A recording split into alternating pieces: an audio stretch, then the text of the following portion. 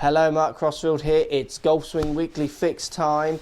Thanks for watching. We're looking at a few swings sent through the app. Again, as always, normal formula, a few swings through the app, trying to give them some help. We've got a really good young swinger in there as well. Just going to try and tidy up his setup.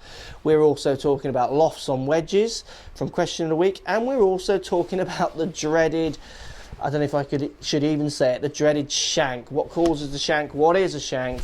So, loads to do. Let's get stuck in.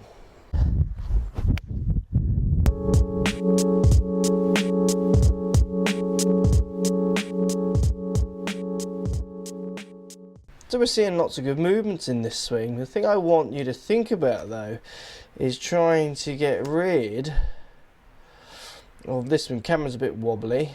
Let's just redraw that line. I'll put it somewhere around here. Now what we see is a massive shift forward with your head. No real release in this area with the clubs, a bit chicken wingy, wanting to hold on to the club here. And then the huge chase forwards. You've got to try and get that downswing in a slightly different order. So what I mean is we're seeing a big shift forwards with your upper body. So you make your backswing. First movement as you start your downswing is to move your upper body forwards before your hips. So you're moving this way, and then as you come down and hit the ball, it's like a big hold off. You're just holding the club off. You do not want to let it go. And I want you first of all to try and get used to letting the club go, which means getting the club to move more this way on the way through. So where you start hinging your left arm, so you're straight as you hit the ball, but then as you come up it starts hinging up, your left wrist starts hinging the club behind you rather than bowing your left arm this way more on the way through and then holding the club off. A good way of doing this is to swing something heavy. So I've got a very whippy, heavy stick here, and if I swing this, what happens is I have to let the club go. I have to let that weight go, otherwise it's going to hurt my body. If I try and hold on to this, oh, it feels like it's going to come over and hit me on the head. It just feels horrible. So if I don't let this orange ball move ahead of my hands and go behind my back, it just feels wrong. So you've got to get used to letting that club go. Now if you haven't got something like this, easy way of recreating that is just to get the old-fashioned two clubs together and swing. Just that weight, that added weight will feel you letting that club go. Let that weight move over your head, down your back. So let the head move ahead of your hands, turning over your back. While you're doing this though, don't be afraid to try and feel like you're keeping your head behind where your imaginary ball is. Feel your weight moving forward in your hips. You'll start arcing your back a little bit more this way through impact rather than this big chase that we see from you. So it's the two thoughts of trying to keep your head back a little bit longer on the downswing, but then letting the club go, letting those hands or letting the club head move away, move ahead of your hands. Once you've done a few demos with your heavy stick, set yourself up and try and put that into a swing. Try and feel that the club is moving ahead of your hands and over your back rather than hands and club moving all together on the way through and bowing the left arm up. You'll strike the ball so much better and you'll certainly hit it straighter.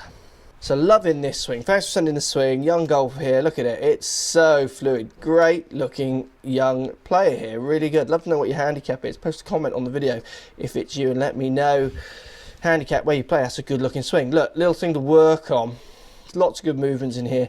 You definitely start lots of weight down on your right side, so a little bit too much behind the ball, and then we definitely see a little bit of a kick with your hip as well at the top to this side, so a fraction of a sway, but it's all coming from this setup position. Let's just get you setting up a little stronger.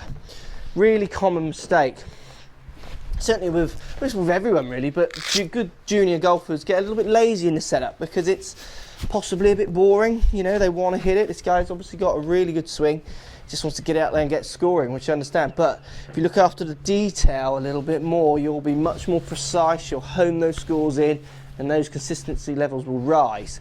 Look, when you set yourself up, what you want to try and do is just make sure your right hip is over the inside of your right foot address.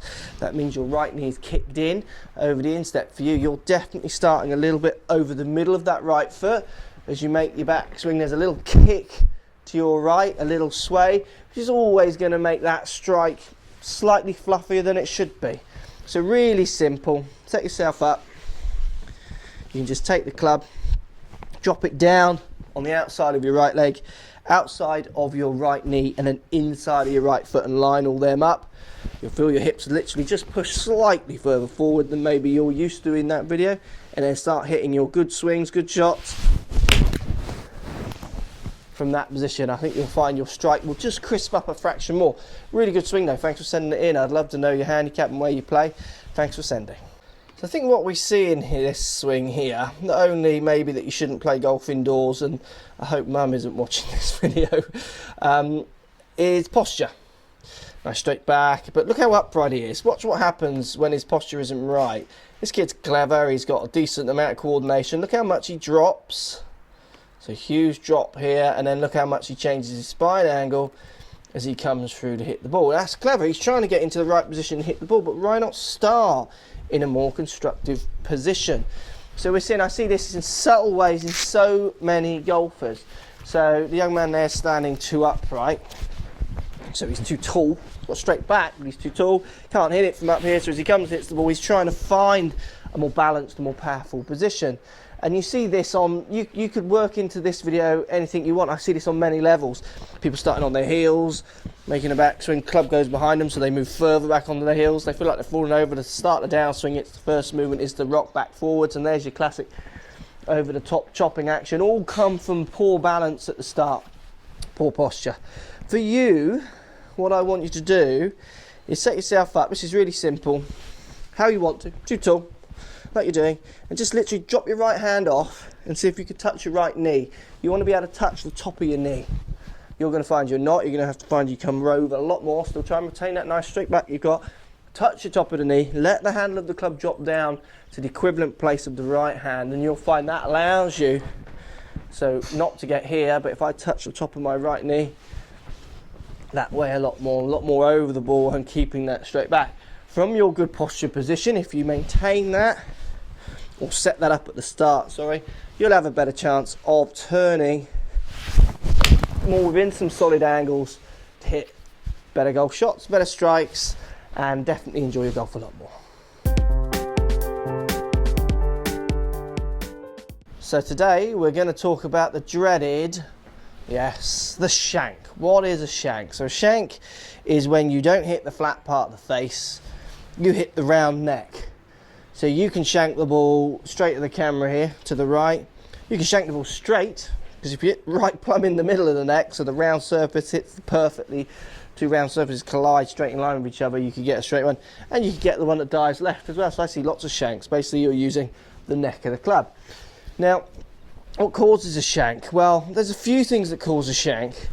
If you think about, if you're hitting, often I see shanks from people hitting from very extreme angles, so what we know is out to in or in to out, because every part of the club is having a go at the ball, where if your club path is relatively neutral, it's harder to hit the outside of the club. So I see it quite often from extreme club paths, but predominantly where I see it is where people move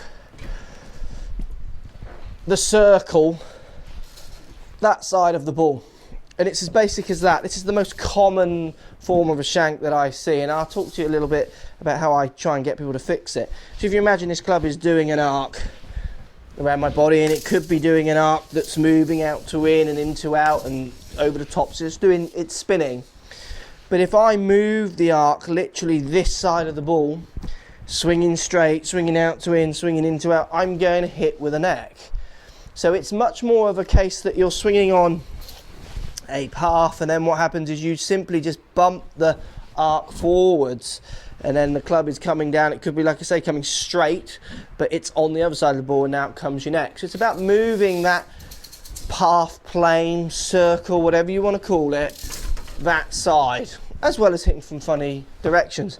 And the most kind of successful teaching method I have for people who move their arc, apart from basic balance issues, which we talk about, but basic more around a feel lesson. So trying to get someone to feel they're hitting it with the middle of the face rather than zoning in on his neck, is where I try and get people to aim up with the club like a normal shot in the middle, so the ball in the middle of the club, but try and return and literally hit it with the toe. So what I mean by that, if I hit shots, I can hit one where I hit one starting with the middle, consciously bump the circle this side, hit with the toe. I can hit one where I consciously move the circle that side, hit with the neck.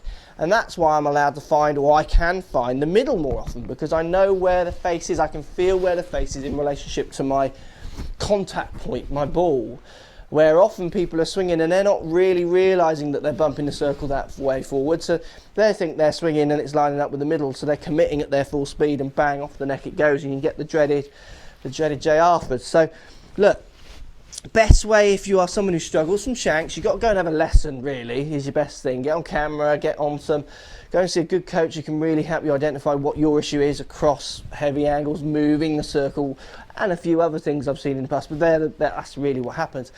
But an initial way of playing with it, address with the middle, hit as many shots as you can, trying to hit the ball out the toe of the club.